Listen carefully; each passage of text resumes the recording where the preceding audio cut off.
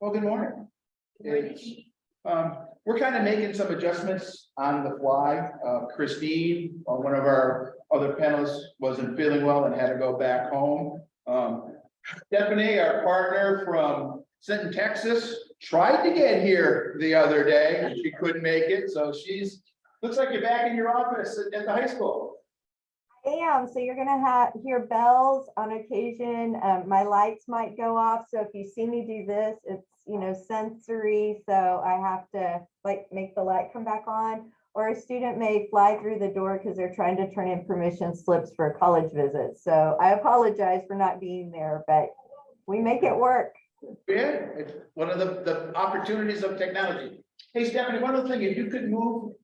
Okay, so now I look at you on stage, I'm looking away from you because the plastic's over there. Hey, can you move the microphone a little closer and tell us who you are, and then we'll get going. This is Okay. your introduction. Is that better? So I am Stephanie Dot. Will that work? Hey, you should need get a little closer because we're hard to hear you, and we're as loud as we can be. Okay. Okay, I'm gonna try. Is that better? Better. All right. So you're just gonna get this big picture of my face. But I am Stephanie Dotson. I am a college and career support specialist here at Sinton High School in Texas. I come with 28 years of experience in the education system. So from teaching to being an assistant principal to a principal. And then this is like my second year of supporting our students as they transition into their next phase of life. So I work with 9th grade through 12th grade, and actually will be working with 8th grade this year. Great. Thank you for joining us and being agile.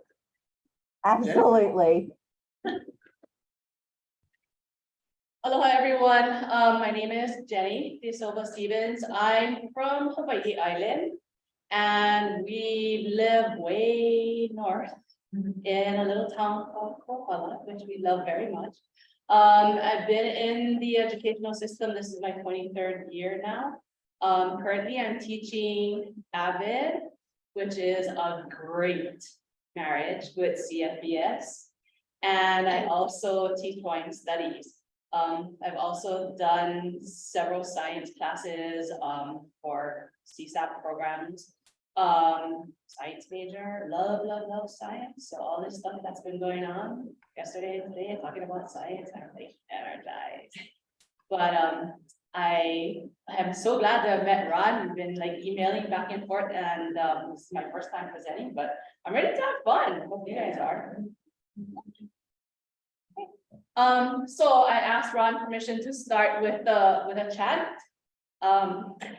Our school does something called Piko, and in Hawaiian, your Piko is your navel or your belly button. And Piko time for us is inclusion, and it's also to set intentions and to also like either start or end a day or a week. And so we have a specific chant that we do for our school that was actually written by our students along with a cultural practitioner who is a parent in our community now. So my partner in crime, Wendy, is going to answer me as I start.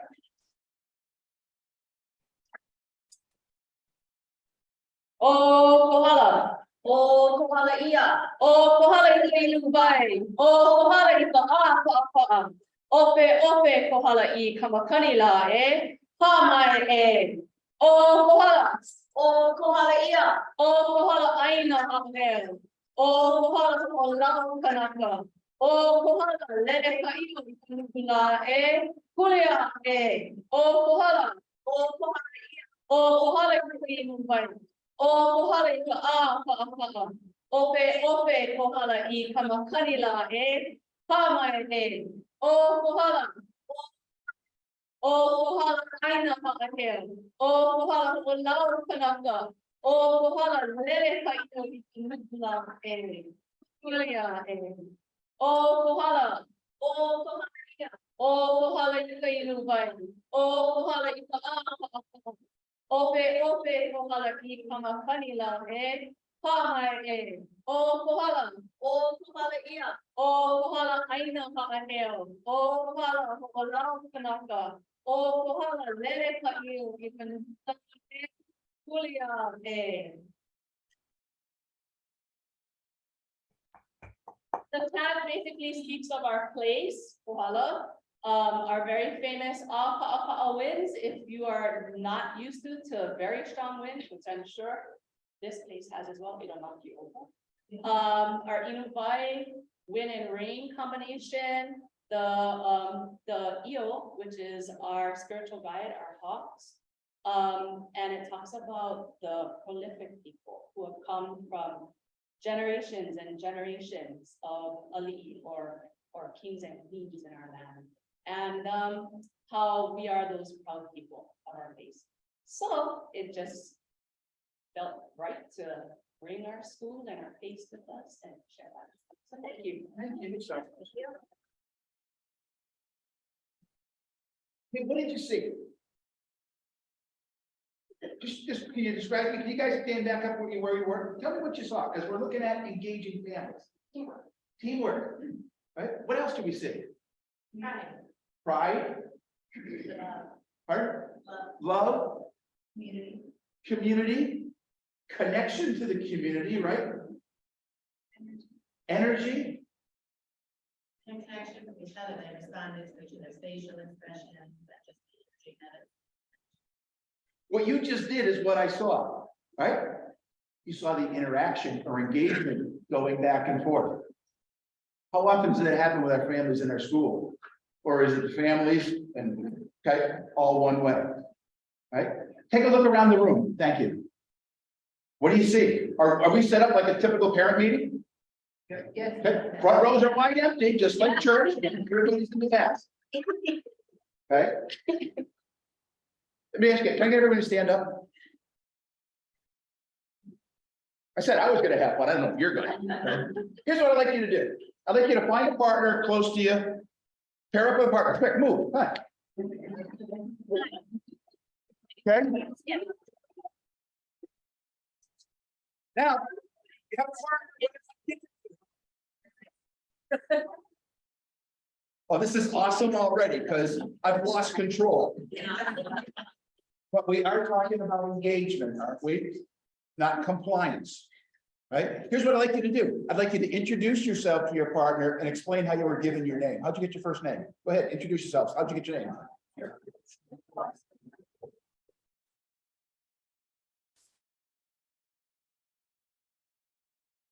Hey, Stephanie, you want to say something? We're checking speakers. Okay, can you hear me?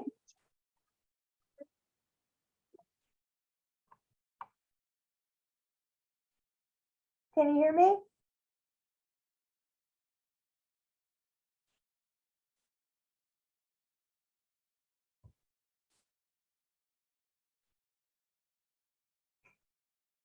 I can't hear anyone now. Much better. There, now I got it.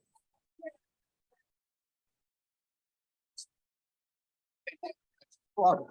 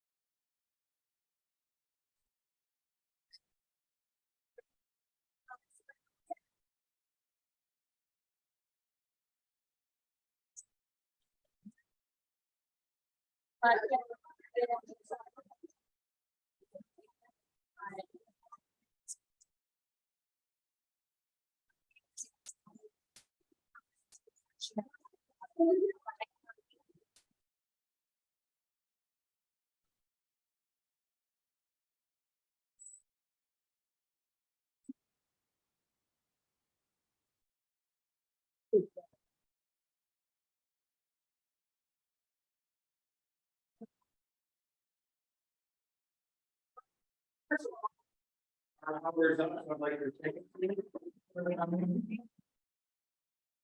What happened?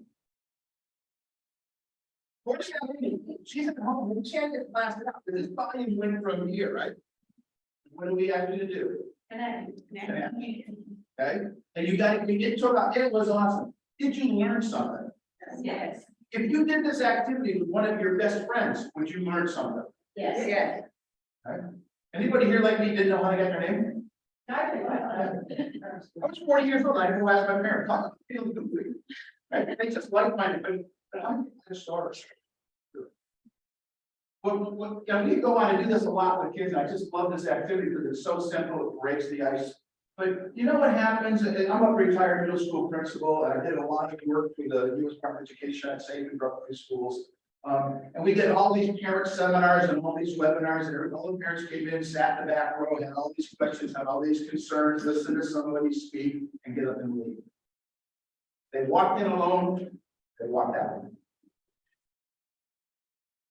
I feel kind of cool, because right now, I don't think anybody's gonna walk out alone. Okay, that's that engagement, that's that connection. If you want to stand, that's fine. If you want to sit, we're going to try to engage it through. What I'm going to do is I want to give you a little bit of framework and piggyback on what we just talked about, and then we're going to have Jenny and Stephanie share some of the things that they do to engage, and I'm hoping we flush it into you. Right? Everyone's afraid of family engagement. God, what an opportunity. So have a seat, relax, or stand, whatever you're most comfortable with. Whatever we did now, my slides aren't working. You're at sea.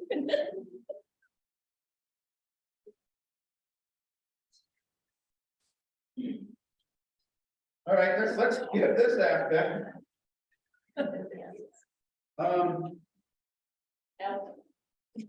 Where Kaylee go? Can you go like that?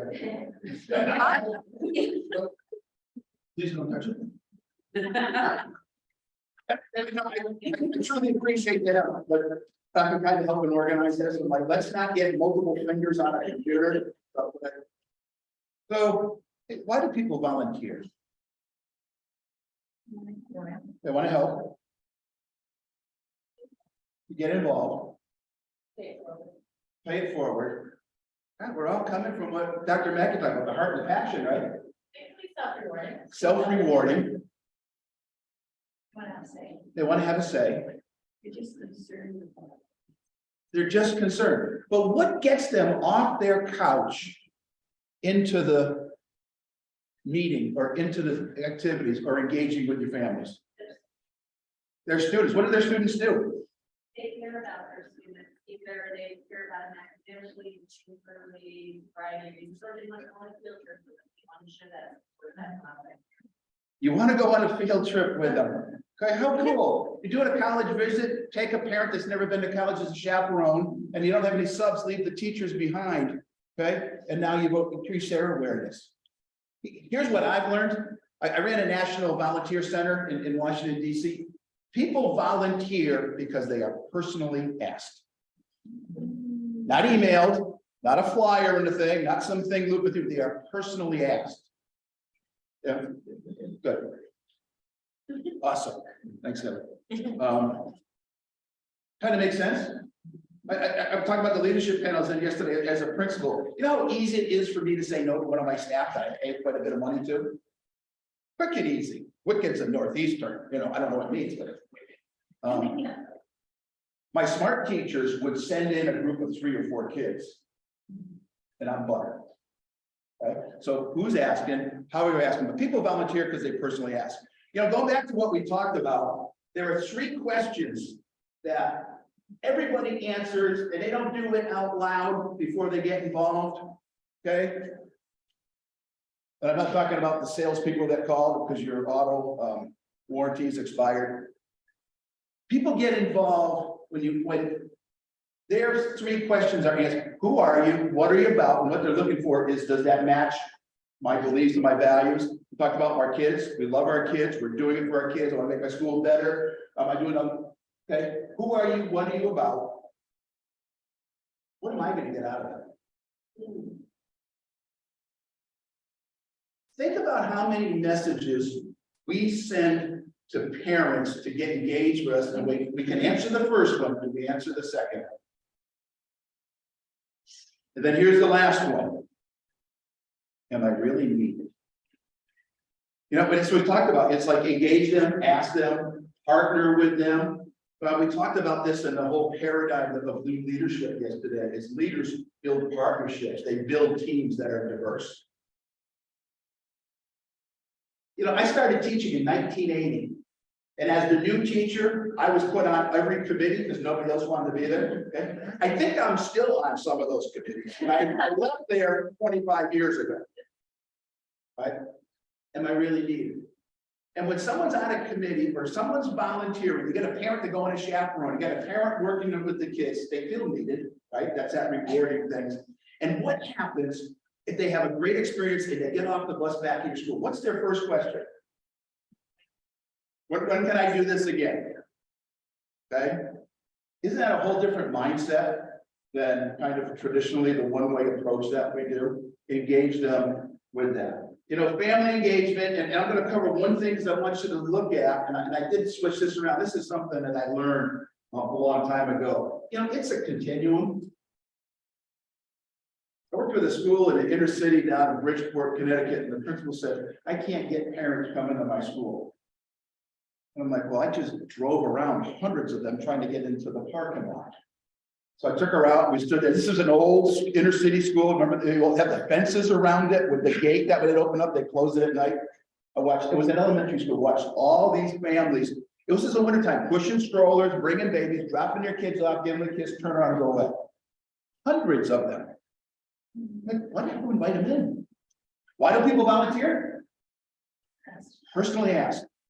It's winter, they were cold, so the principal set up this thing, he put coffee and some cheap little pastries in there, people came in and they started to have conversations. Okay? Going back to those 3 questions. Just about every parent is engaged, but it's on a continuum. Think about it. If a parent reads what you send home with them, is that engagement? On a lower level, right?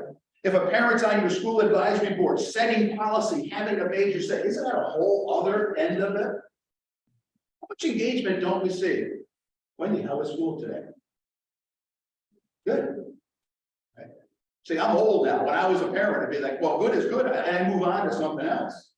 As we get, what made it good?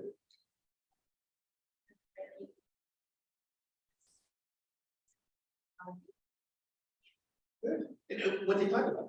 But see where I'm going? It's not the first question. Okay, and it'll eventually switch it around. I mean, that's a level of engagement. Give me some examples of way parents are engaged in their kids' education or college readiness that are just so natural. I said dropping them off at school. What else? Signing permission slips to go on a field trip to a college. Is that parent engagement? What else? Come in the parent teachers conference. And tick off the teacher, bring your kid. I was the assistant superintendent. I brought all of our kids. I had some tips. I'm like, whoa. My wife and I, we passed 3rd grade. You know, he's the one that needs the information. Well, I can't say it in front of him. I'm like, you can't say it in front of him, don't take anybody. Okay? But again, parent teacher conference. I'm not a teacher, but I work in healthy. So when they come in to pick up the children, I always ask about what's happening in home and, you know, helping them if their child is sick, giving them some ideas of how they can help their child. And things like that. You took an opportunity of their engagement already coming to pick up their kid, because most of them want their kids to come home every day. Right? But they're coming to do it. You took advantage of it to initiate that conversation, and it usually led to more questions. How else are parents engaged? I do circles with my students and they have the chance to talk and talk. To do that with parents. You're teaching your parents something and just consider them in a circle where you're talking about them. And the students like it and they just, it passes on. It makes it not a confrontational. Right. And isn't it going back to those 3 questions for both the kid and the parent? Hey, what am I getting out of this? Am I needing? It's like, yeah. And all I know is most parents are pretty good students when their kids are trying to teach them something, okay? Even if it's wrong. I found out also that later on, they don't have sick children or anything, but when they're dropping their children off, they'll come in and talk to me and say hi, and then we'll talk a little bit, and then I can go on and tell them about things that are happening in the school, things that we need, things in CFDS or in the Avid program. So it's things that they don't know. Things that they don't, which is quite a bit. Even the very educated and distinguished people that have high jobs in town still don't know a lot about what's going on, but it's that connection, it's building those bridges, it's not threatening. I really don't buy the concept is, a lot of parents had bad experiences in school, so they don't go. I think they're having bad experiences with the school because we're reinforcing the old things that we did by not saying, hey, your kid's important. Okay, I love your son. He's having a hard time describing this, get on the same level with them. It's those connections that we started with the champ. That's your start and you keep building. Kind of makes sense. The other thing I do, we do have some negative people. No matter how great the idea is, they're not going to buy it for whatever reason. I don't really care. So I forget about it. I have other people over here on the continuum that are so positive, no matter how bad or stupid the idea is, they're in. 80% are the ones in the middle where I always target my energy, because those are the ones you can see some change and benefits from. We heard about leadership this morning. Leadership and family engagement is not about being the boss or the controller or the coach, it's doing with. One of the first things I did back, my cultural diversity, it says you don't do for, you do with people. And you can adjust that to whoever your audience is. So this is an old thing I heard, 10-80-10. Focus on the 80% where you've got your swing folks. Okay. And today, speaking of both, if people were smart, they focus here in the middle, not to the people on either ends, but they're building for no matter who it is. Okay. It's the other ones. But you see the concept of setting that up as going forward. Here's Ticonderoga. Christine, we hope you're feeling better. Small school up in probably about 45 minutes just north of here, at the top of Lake George. Our small schools have a lot of family engagement, some of them too much. Okay, because it's not the engagement we want, but again, it's the opportunity to build forward. So, of course, Christine's not feeling good.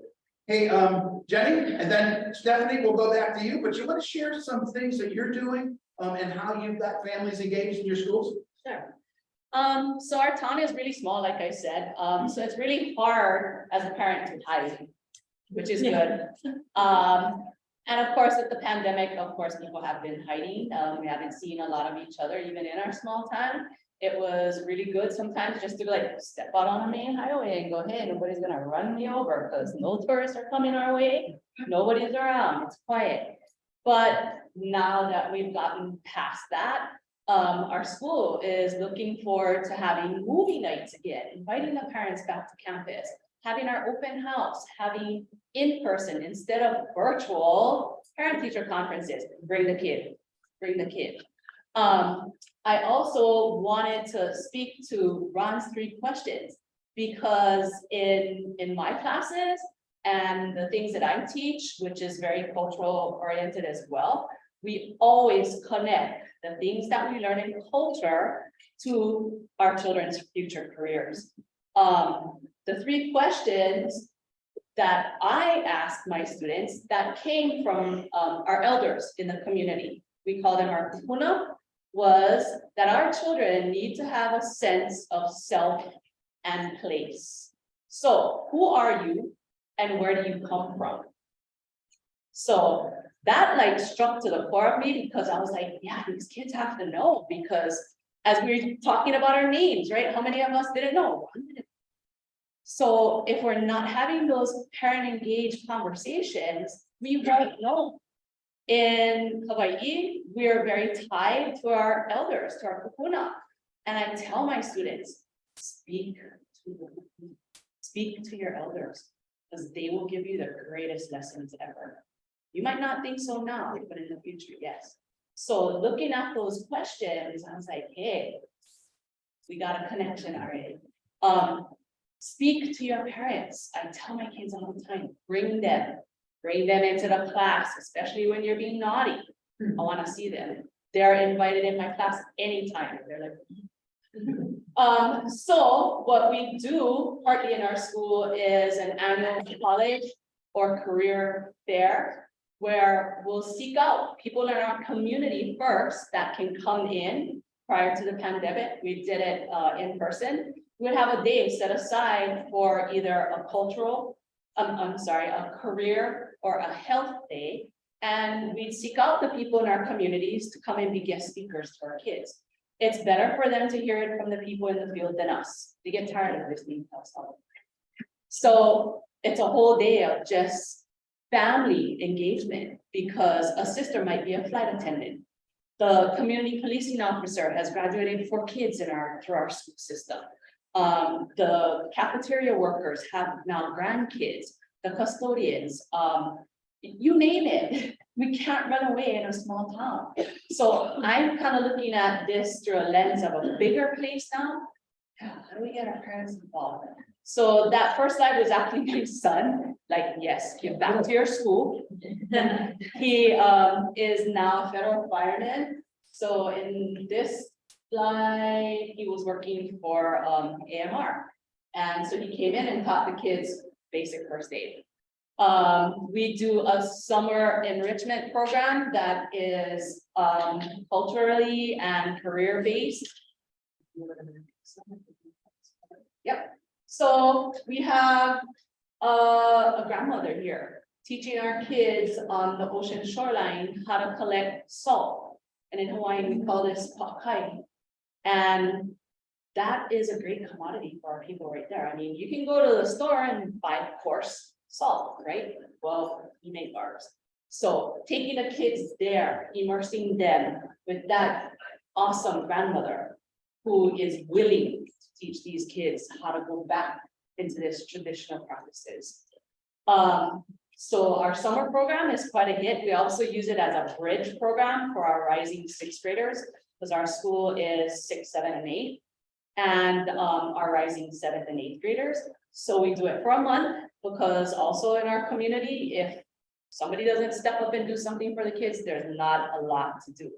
So parents are, ready to stretch their kids at home by week 2 of summer. We're like, bring them, we'll engage them. We take them camping. We take them on daily field trips. We bring people in to talk to them, and they have to connect with what they're learning, what they can do in their future. So the career aspect of that. But again, all of those presenters are grandmothers, aunties, uncles, cousins, our moms and dads. So we bring those people back into the school even in the summer. We also are going to be looking forward to having now on a campus a returning student.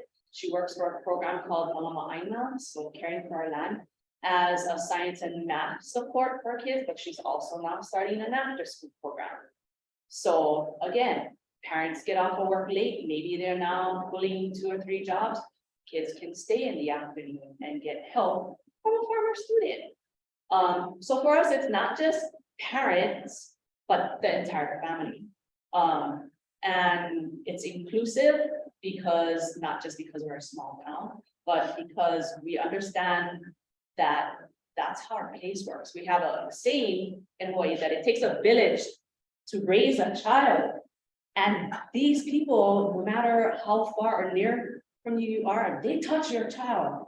And part of that village, that goes back to our ancient systems of living that we call it amupoa. People live in land divisions from the mountain to the ocean. Those people have to work that land and be responsible for their jobs every day. They have to teach their children. They have to be the mentors, because if not, that community, that village will not survive. So we still try to live by that aspect and have the village raise the child, but it's not been easy. I'm not here telling you guys that, yeah, we got this stuff out. If there is the struggle. So you do have to focus on that 80%, because a 10 on either side either don't give a rip, don't have time because they're working so hard, or don't really value yet what a lot of us educators are doing in our schools. let's go back to what they said before we get to you. She talked about families inclusive. What's the name of this session? Parent engagement, right? Family engagement. What's a family? You got grandma up there, out in the flats, right, with the kids. You know, to me, family member is anyone that's loving the kid and help raising them. And why did Calvin Mackey become an engineer? It's all. My uncle said, it's, I'm going to my best friend, he's got, my son has Down syndrome that exceeded all expectations, I'm going to his graduation in Louisiana. Okay, I'm Uncle Ron. There's no blood connection anywhere, but again, could be the neighbors, it could be others. But when you look at family, it doesn't matter who it is, as long as a kid has got someone sitting next to them that cares about them. Boy, aren't they the one like Consuelos is talking about? Hey, I'm somebody, I'm important, because someone did something to be with me. So keep that in mind as we look at family engagement, whatever who it is. So great point. And my kids don't call me Mrs. Stevens, and it doesn't matter who that is. I mean, a lot of the kids I am related to in the community because they're my husband's family. But whether they know me as a family member or just a community person or their teacher, it's always Auntie Jenny. It started that way from day one. And I've had several of my administrators come through and say, that's not right. They need to be calling me Mrs. Stevens. I said, they can call me whatever they want, but Auntie Jenny is what I'm going to answer to because that's what I'm accustomed to. And I tell my students that if you're not comfortable with that, hey, I'm fine, but I might not answer you. Yeah. And all the research is so clear. At a minimum, every youngster needs at least one significant adult in their life to stay off drugs, to not commit suicide, any of these behaviors that were major issues, or get on a stand. They only need one. How cool when we have a village, okay? And it's creating that. So when we think of engagement, and I was very lucky at our school, we had a family engagement night every month. Okay, I mean, in September, it was open house, bring your kids, but teachers didn't like it at first, okay, it was overwhelming, but my gosh, you know, who better to show their laughter than the kid, or to talk about that, you know? We had Rocktoberfest in October, it was game nights, it was designed to get them engaged, music, because every month we did something that was family, okay, because we wanted to partner with them, and we were a poor inner city high school, I mean, middle school, but again, it was important to that. You get your staff to engage in that direction. You know what? I never worried about it. Because we are volunteering. Because we had a culture that did it. You know, the only person got paid for one of our school dances back when they were in style was the custodians. I had 12, 15 staff members volunteer to come, some for a couple hours, along with the advisors. Okay. We had the Rocktoberfest, many of our teachers were also parents. Okay, they would bring their kids, and how cool for their second grader to see mom or dad's school. I mean, these are the philosophical approaches that we took, and I think it's a neat tonight about it. I didn't worry about it. I didn't worry about our kids fighting. I didn't worry about smoke. I didn't worry because we created an atmosphere and a culture where it really didn't happen, or at least I didn't know about it. Okay? But so again, it's going back to, I try to frame it with that new paradigm shift. You know, and here's the coolest thing, if anybody's in with Dr. Carter and Polina yesterday and the new leadership paradigm, and if they hit upon it today, the new leader has to give more love than discipline. And you look at when parents get notified from the school, come pick your son up, you know, told the teacher to go F off. Right, or this, or your son's, or we do robocalls. I learned these from a second grade program in Rhode Island. You know how stupid it is when I'm home and the robocall says, "Hello, this is the Central Falls School. Your kid's absent." No kidding. Okay. And the other thing is my own wife, right, in my own district, not in my school, would call when one of our kids would be sick. "Thank you, Mrs. Ricks. Still need to send it in there." I'm like, those sons of a gun, they don't even trust you, right? Because that's their phony rule. And here's how bad it was. She went to the same school that I built and opened as the first principal before I moved to another one. You know, back when we locked down with security. Press the buzzer, bring in my son, or that's his gym stuff or basketball stuff he forgot. Hello, Mrs. Ricks. Do you have your ID? No, it's in the car. Could you go get it? Is it me? Hello, Mrs. Ricks. Do you have an ID? Good thing it wasn't me that day. But those are some of the messages. You want to do something cool? Get a group of diverse parents and get them and walk with them to your front door as if they're going in and ask them afterwards, what did you experience? What did you see?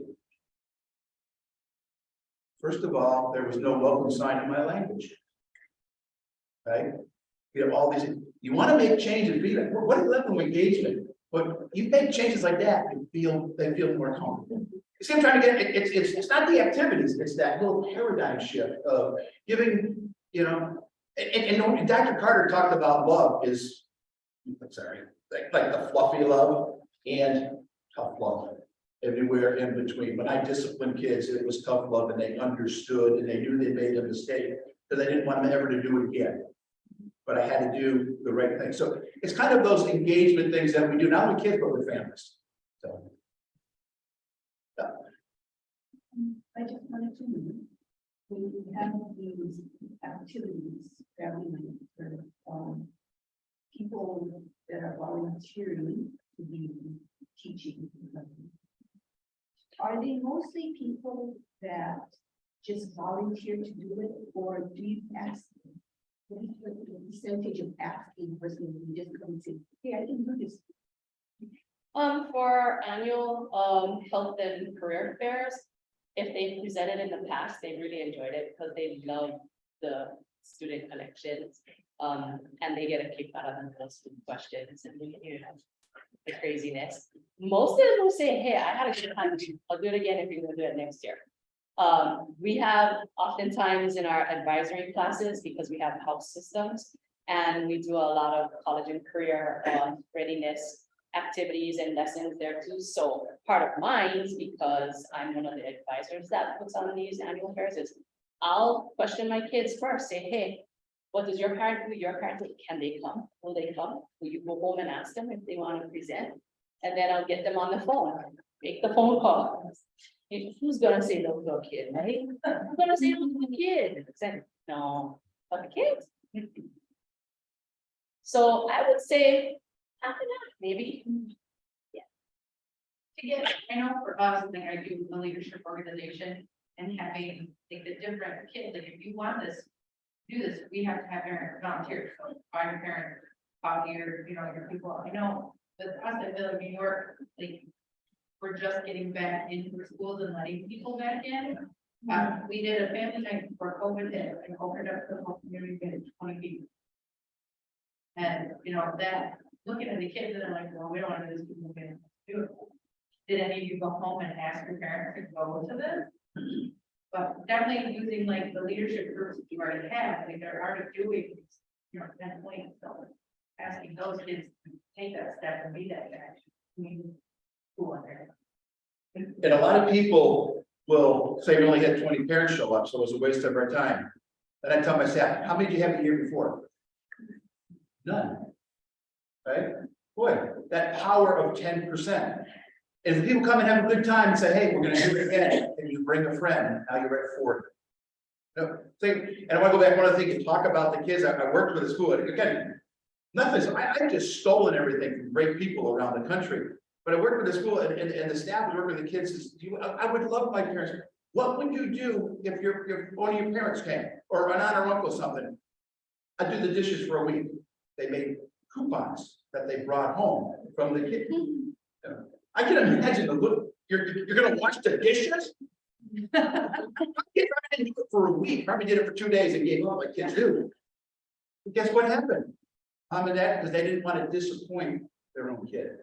You know, it's easier with the younger, you know, some of the younger ones. Hey, Stephanie, you're at a high school. And I did put this slide up with how you like to feed people. I What are some of do. the challenges in Texas? Well, we are a rural, low socioeconomic community.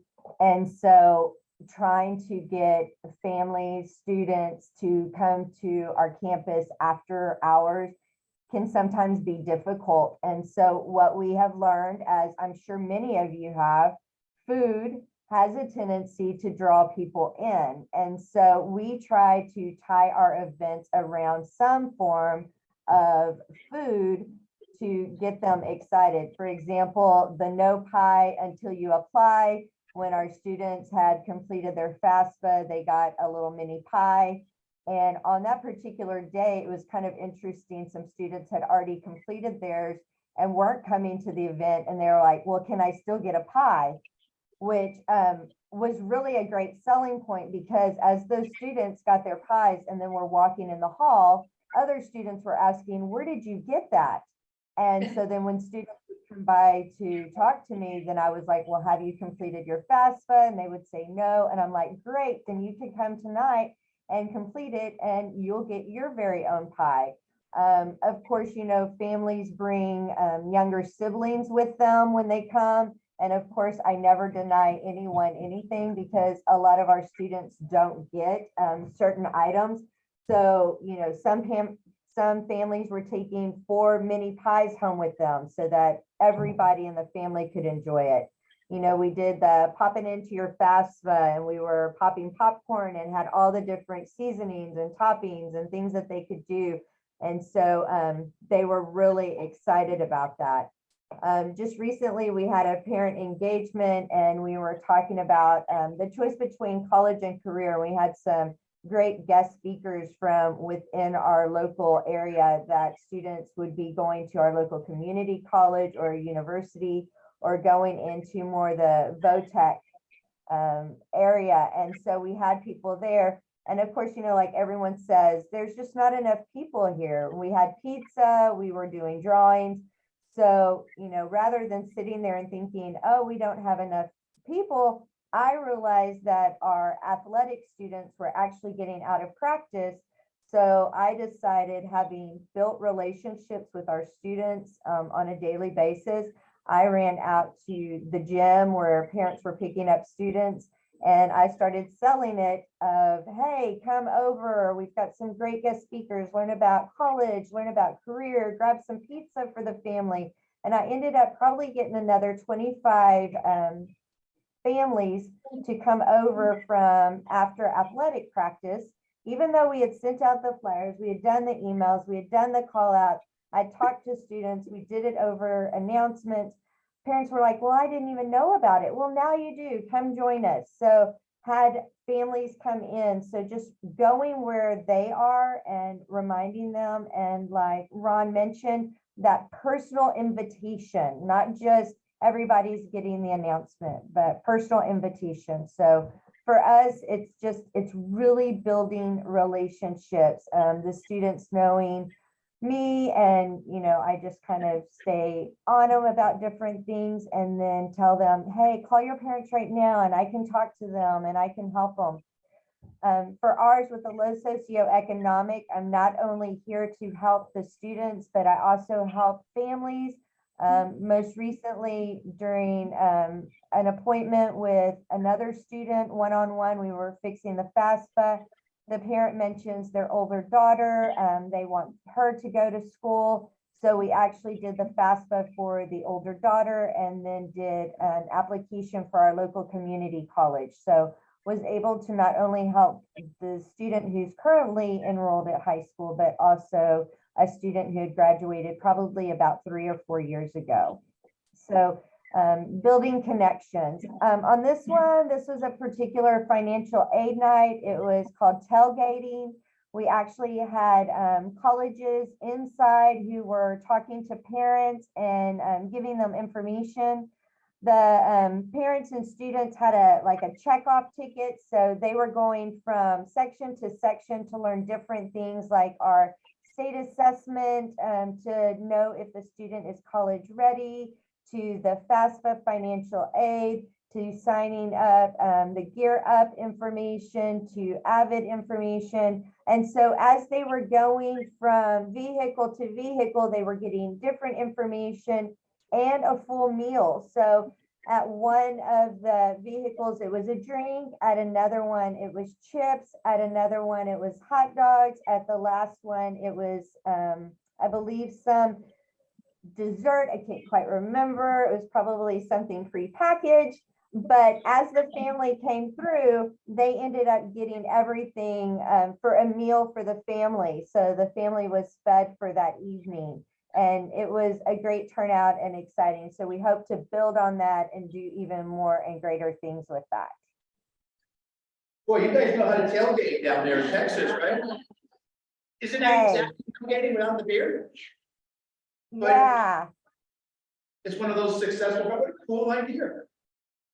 correct. You're going in the building.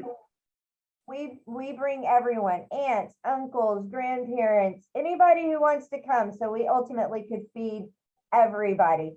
So inside, this particular picture shows our colleges on the inside. So they were doing all of their part, and then we were on the outside providing all of that information.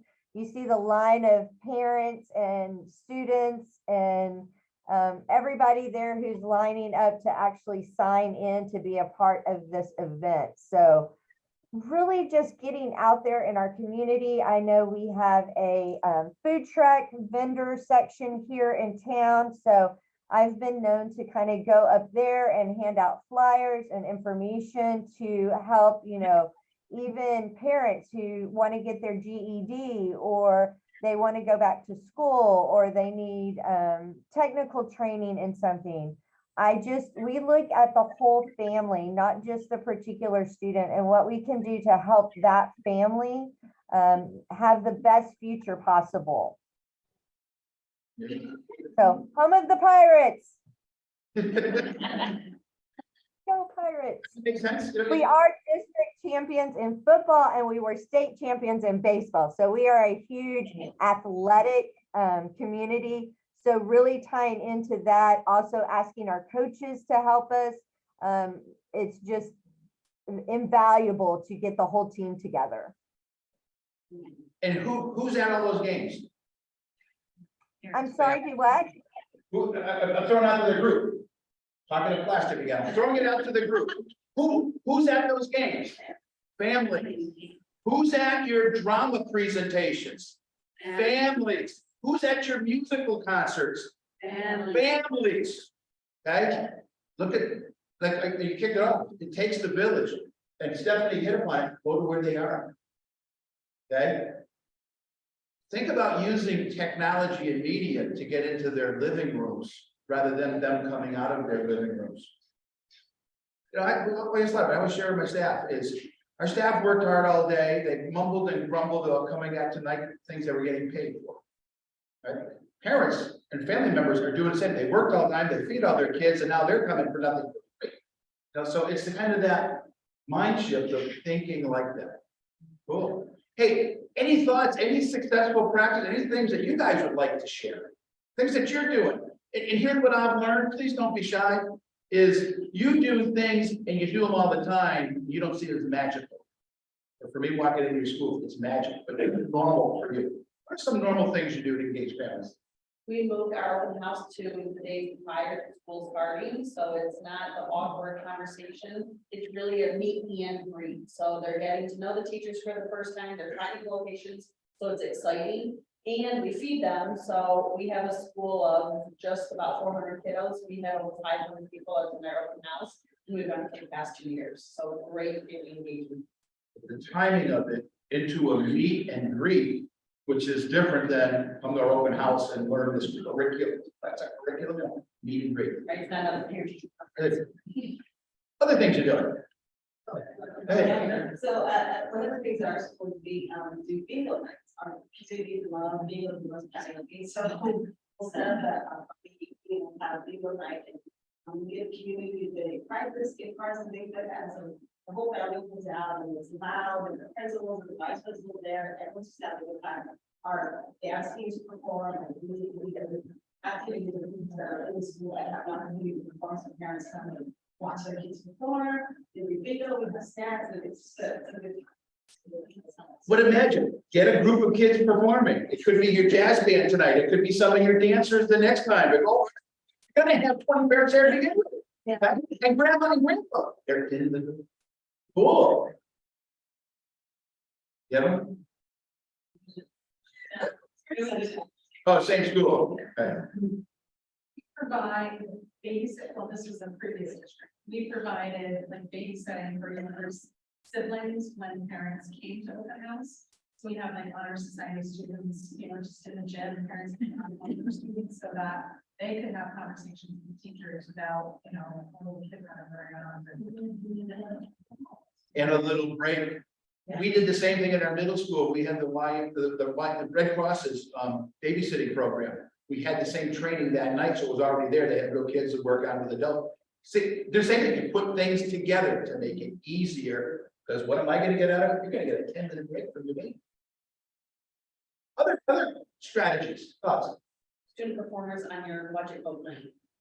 We do a small ensemble concert in our cafeteria, so it's filtering around, and we also do a showcase of student work, so parents can walk the hallways to see what it's done throughout the year.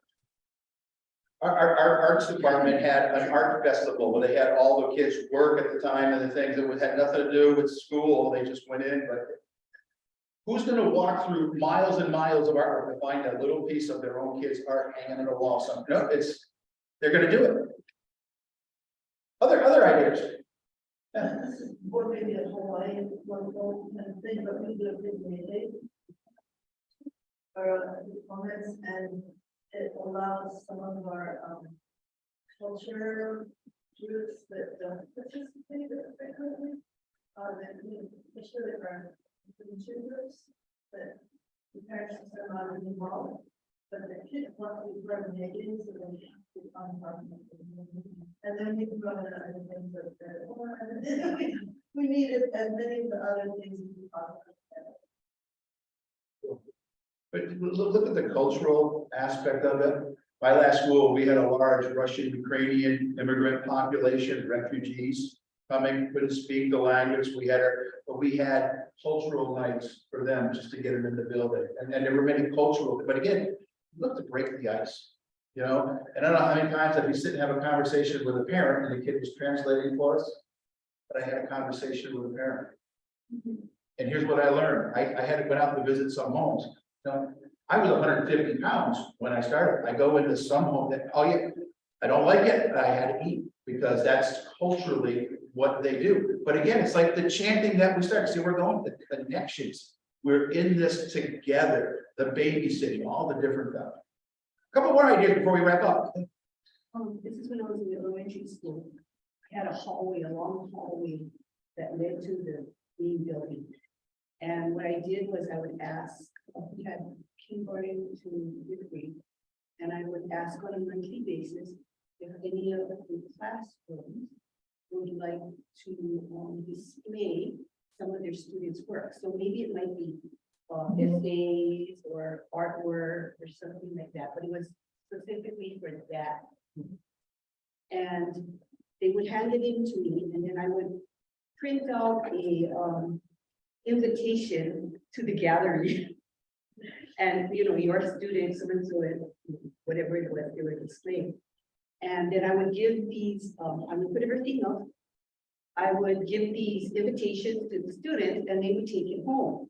And I was surprised at how many students, the parents would come and bring family members and we take pictures in front of their artwork. I mean, there was just a lot of pride in it. And we got in people that would not necessarily go past the pride. So you took that 10-80-10, right? And you took that 80%, not right at 50, kind of like zoomed out. Cool. I work in a community of like closest town is Port Cosway. And so our school has a community barbecue that was their weekend in there, and so like the whole community is involved and comes to like something. So to get to like connect with people who maybe already graduated from school or even done in school. But how cool is that? Like older siblings coming back, you know, we do peer mentoring, right? Sharing of that. You know, as you look at families, you want to do career awareness. What does your spouse or partner do for a job that kids would love to hear about? And what pathway they need to get there? What did little Ronnie Ricks in the back of the room, what's his father do for a job that he came into class? Now Ronnie Ricks is sitting in the front row, listening to dad or mom talking about their career. I stole that from one of our science teachers who brought in a parent, and you'd see the kids, you know? And it wasn't all the upper level kids, it was all types of kids. But they're doing the jobs out there, they're in that natural network. And here's what I found, is like when so-and-so's fathers worked for the distribution for Coca-Cola, all these kids had a beverage. Violated our wellness policy, but you know, I didn't care. I didn't hear any of you guys talking about giving out tofu and granola bars and stuff, you know, and yogurt. I heard barbecues, popcorn, you know, it's the incentive. But see how when you think about being inclusive, who's already there and they want to help. Another one or two before we wrap up. We have our GAP program, it's a German American exchange program. And we actually just had our German students come over, families host them, the teacher hosts the teachers from Germany in their house. We had a German night in the school. We took the kids everywhere, and then they were here for about 6 weeks. They followed the students around, and then we're gonna go to Germany. So it was great to get the community involved, and the parents were physically hosting these students, so we're getting really involved for that time period.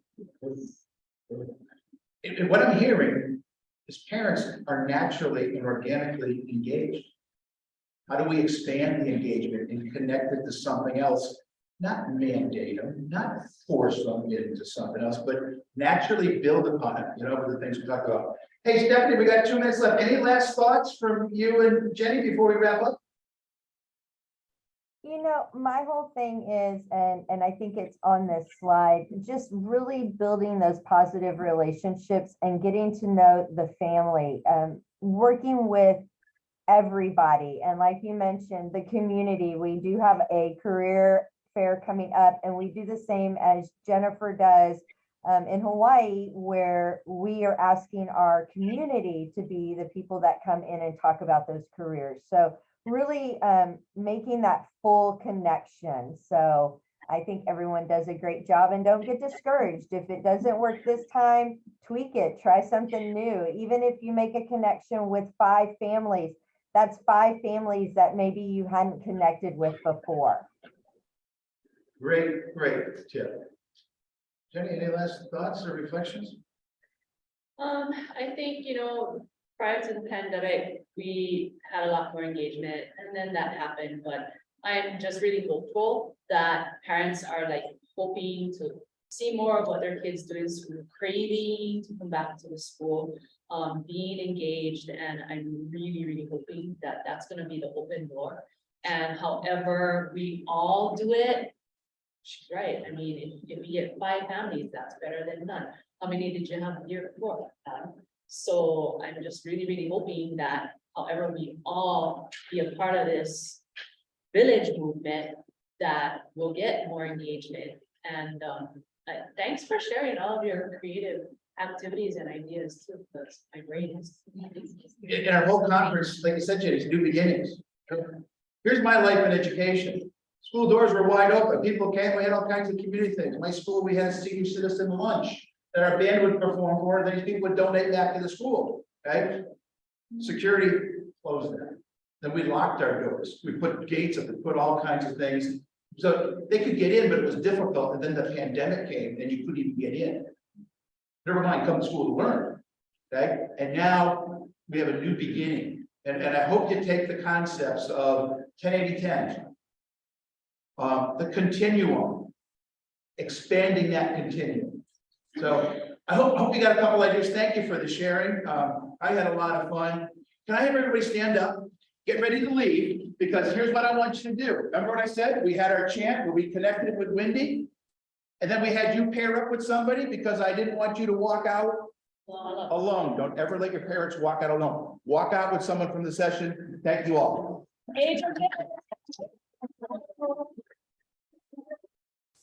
Stephanie, thank you so much. Okay, Stephanie. I know it's a little awkward, but great sharing, great insight.